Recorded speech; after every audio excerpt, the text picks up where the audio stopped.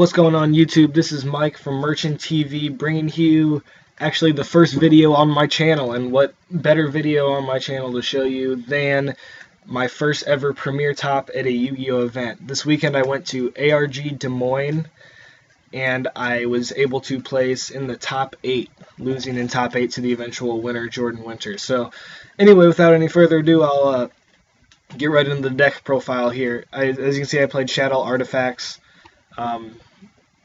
I'll just go through some of my choices and let you guys know what my thought process was.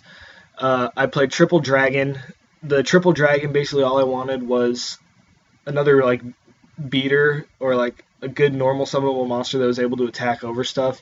And Shaddoll Dragon really was that answer, allowing me to attack over a lot of stuff. Like when I played against the Teleknights, like Dragon Vanity's Fiend Lock or Vanity's Emptiness Lock is really good. So the Triple Dragon was really good. And then two of the other ones, 2 Beast, 2 Hedgehog, 2 Squamata, and 2 Falco. And then for my turn 1 plays that I wanted, I played 1 Armageddon Knight and 3 Mathematician. The 3 Mathematician is really good. Like, I wouldn't change that at all. The Armageddon Knight is a little iffy. I really like Armageddon Knight for the fact that if I have it turn 1, I can Armageddon for a Beast, able to keep my Squamatas in deck, and I can still have 6 cards on my first turn. Also, I used it a lot with Soul Charge this weekend. Being able to Soul Charge Armageddon Knight to get another effect off, it was very powerful. So it was really good. And then for my lights, I played 3 Moral and the BLS. I had tested around with playing more artifacts, playing Beagle and Ignitions and all that stuff, but I just felt like it wasn't really necessary, and I wanted to play more traps that actually did stuff. So I thought that the Morals were fine. So that's Knights and Monsters. On to the spells, I played Allure Darkness, which is obvious. Foolish Burial is basically Foolish Burial is any of these effects that I want. So Foolish Burial is good. Soul Charge. This was probably the iffiest card in my deck. In the tournament, I played the exact same deck as my brother, and my brother also top 16 this event playing the same deck. And Soul Charge was like one of the iffier cards in our deck, and was one of the cards that we were going to take out. But Soul Charge won me so many game ones where they use all their resources to stop my fusion, my like synchro plays I already have on board, and then I'm able to like Soul Charge, make a Volcasaurus, and like just win games I'm not supposed to. So I don't know if I changed Soul Charge, but for people that know me, I go by Mike Soul Charge Merchant because I always top deck Soul Charge when I need it. So Soul Charge is Soul Charge. And then the obvious Super Poly and 3 fusions. No need to explain those. Onto the traps. Triple Sanctum is good. Triple Shadow Games, good. The double Breakthrough, I really wanted. I've been playing this deck since it came out, and I've been testing around with the idea of like 1 Breakthrough skill, 2 Breakthrough skill, like playing Fiendish Chains, playing Veilers instead.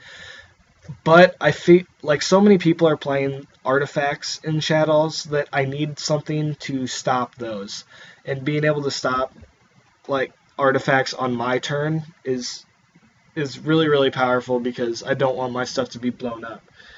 And I'll tell you about one of my matchups after I'm done explaining these cards. But yeah, Breakthrough skill really good. I wouldn't change it at all. I'd maybe even play a 3rd. 1 Compulse, obvious. Warning was another one of the iffy cards, but I just wanted something against the mirror match where if I wanted to make a fusion and then leave that fusion on board, I wanted a card that would be able to stop my opponent's fusion. And that's what these 3 cards are, the 2 Emptiness and the Warning. So Warning was fine. It also basically secured me my win in top 16 in time. The 2 Emptiness, that was one of the last minute changes. We took out the 3rd Emptiness. Looking back on the tournament, I would much rather have 3 Emptiness, but 2 Emptiness, I drew it when I needed it. I didn't draw too many, but I just wish I would have seen it like a little bit more. That's why I wanted 3. And then 2 Wiretap. Wiretap is and was absolutely phenomenal. Wiretap allowed me to stop my opponent's Sanctums, stop my opponent's Emptinesses, all this stuff without them being able to respond, unless they had their own Wiretap, which happened a few times. But being able to like stop my opponent's traps and like make sure my plays go through is very important in this deck, which is why I wanted to make sure I had Wiretap. And Wiretap just proved to be so beneficial in this tournament. So that's the main deck, 40 cards. Going to the side, 2 Puppet Plants for Satellas and the Mirror Match, and this card was really good. Oh, timeout.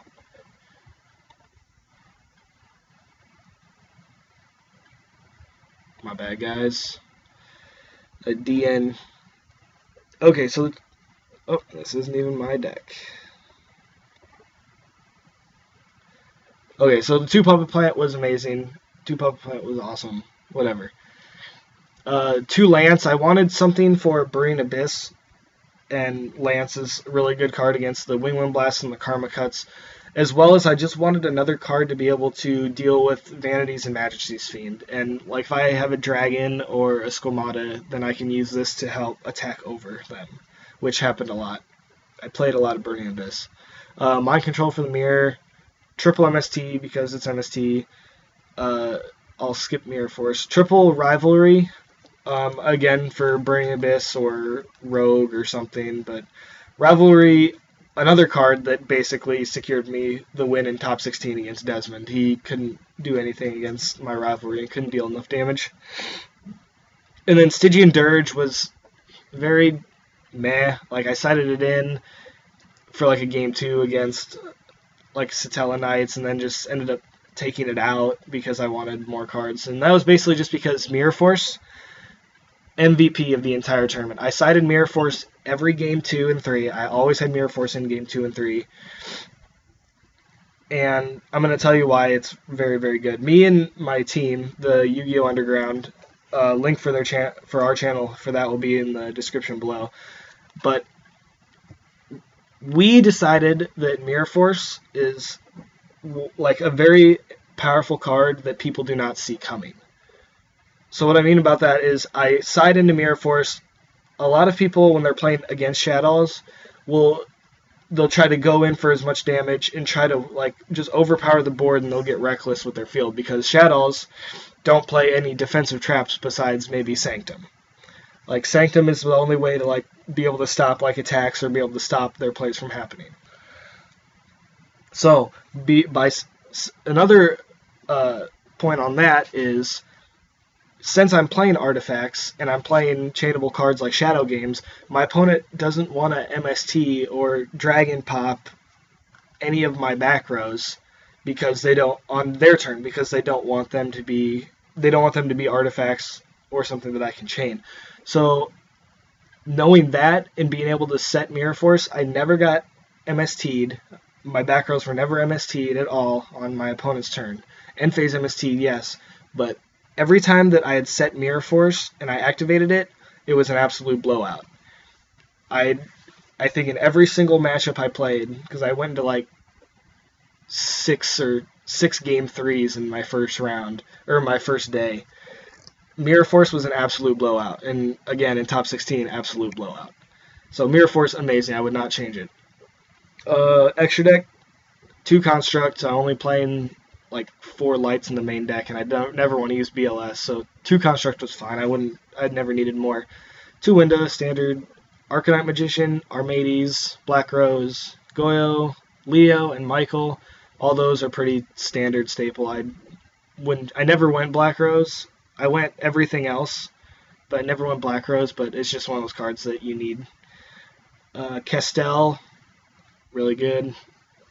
Actually, all of the 4s, Castell, Chain, and Exciton, I never went any of them at all. Never needed to. But, like, I would want all of them in anyway. And then the 5s, I played Pleiades and Volcasaurus. Volcasaurus won me a lot of games. I never went Pleiades. There are times when I would have, like, a Beast and a Moral Tech on board, and I can't go Pleiades, obviously. So what my brother and I decided to change about this deck going forward is we would take the Pleiades out and put in Durandal, the Artifact Exceed. I played the Durandal at YCS Dallas, and it was incredible. Like being able to like set dead Sanctums or even live Sanctums and Moral Techs face down while having Durandal on board, forcing them to like basically make especially in the mirror match, making their Shaddoll fusion like an MST for one of my cards, like, is just way too good. So that was what I would change in the extra deck. So yeah, anyway, I guess I'll talk about some of my matchups real quick. I won my first 5 rounds. I beat Burning Abyss and then Satella. And then round 3 I played Jackie, who was the girl that top 16 and ended up top 18 as well. I beat her. She was playing Burning Abyss. Beat Shaddoll's round 4. I played Mike Steinman round 5. He was playing Satella Artifacts. That was probably, no like offense to him, but probably the easiest match I played all weekend. It was like one of the only 2-0s that I had. And like, I just had the breakthrough skills for his artifacts, and Satella's really just not even a matchup for this deck. Like, Shaddoll's is just much, much better than Satella's are. Round 6 was my first loss. I played against Zach Leverett. He was playing Shaddoll Abyss. He ended up top 8 as well, but he won in time because he had BLS Vanity's Fiend. I couldn't stop it. Round 7, I played Shaddoll Artifact, another guy that I think his name was Zach. He was a really good player. He had just started playing again, and he was playing Shaddoll Artifacts pretty much like the same deck that I was, and I beat him in 3. It was a really good match. I was glad that he was able to win his last round in top 16. So I was 6-1. Round 8, I was supposed to play Parker Robertson, but we drew because we were both going to get in anyway.